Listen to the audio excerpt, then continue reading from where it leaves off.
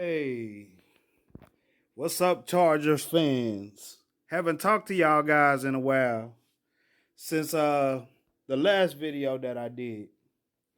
I want to talk about some things that's going on in the NFL world and also with the Chargers. Let's touch on the Aaron Rodgers real quick. Just before we get into the Chargers draft. All these teams and stuff like this. They're putting these players at a bad situation. When you draft the guy's replacement and you're not drafting for his needs, what do you think a player is going to do? A player is going to leave. A player is going to desire to go to somewhere else. You know what I'm saying? The NFL is slowly becoming like the NBA, and I totally agree with it, man. You can't have teams out here not trying to do everything that's possible to win. You know, so then we're gonna get into it. Tim Telesco, man. Tim Telesco's been doing such a great job. This NFL 2021 draft was such a great thing for us, man.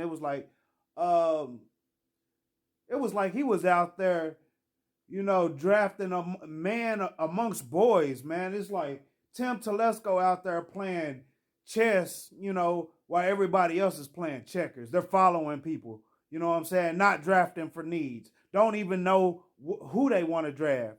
You know what I'm saying? Not even focusing on striking in the first round.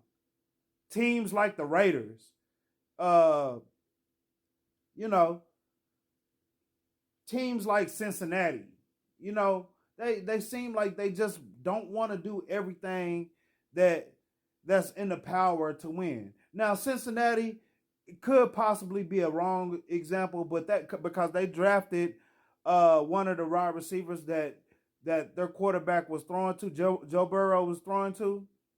But I'm gonna tell y'all, man, the Chargers won the draft. To me, if you ask me, guys, the Chargers won that draft hands down. Uh, with Rashawn Slater in the first round, Asante Samuel Jr. I love that pick, man. That pick was something spectacular. I love that kind of stuff. Then you go with the Josh Palmer. That wasn't even a reach at the third round. You know what I'm saying? Then they have Trey McKinney. I knew that the Chargers was gonna have to sooner or later uh, get a tight end for long term. I just didn't know that they would do it this draft. But why not? Why not go on and take a tight end that you don't have to pay right now? That's one thing about Tim Telesco, man. He's I got your back, man. He shows you. You know what I'm saying? Like these previous drafts, he hasn't struck real hot in the late rounds. In the first 3 rounds, yes, but in the late rounds, he's been struggling a lot of bit because a lot of those players never they're not playing on the Chargers nor another team.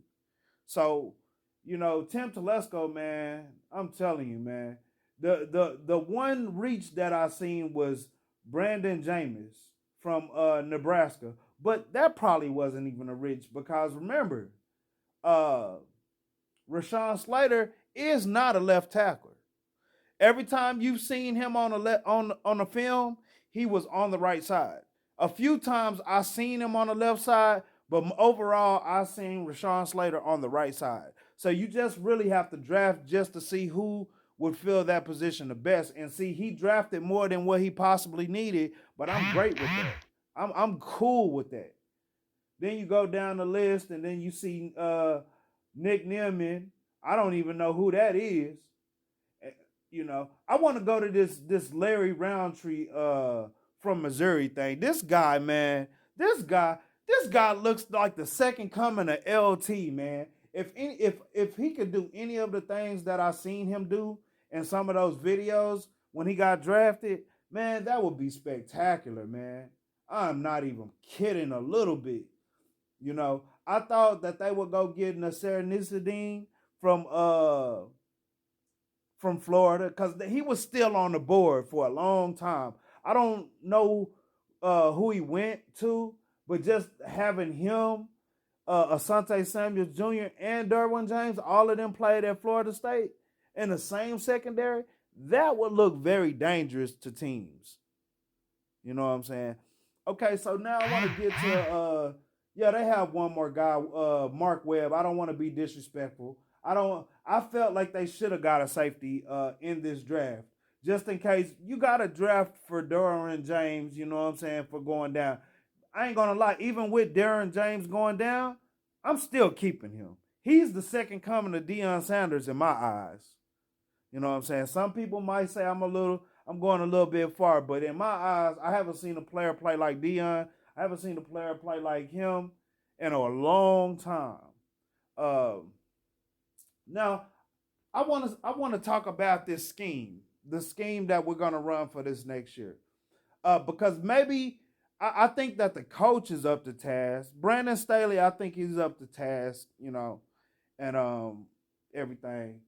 But my problem with Brandon Staley and with all new coaches, because I'm a Bill Parcells guy. My problem with all the new coaches, what are you gonna do when it's not working? When everything that you drew up stop working and they start stopping things on offense, what are you gonna do? Because a lot of these coaches, these new young coaches, they don't know when to turn the page. You know what I'm saying? That's why I like coaches like Sean Payton and stuff like that. Bill Parcells, Mike Holmgren, guys like that, because they know when to turn the page. Okay, shit, this shit not working. Okay, let's go. You know what I'm saying? And we're going to keep the guys that want to win on the field. I just wanted to touch in on how the draft went, because I feel like everybody's not giving my LA Chargers their just due. Get in the comments below and let me know how you feel about this video.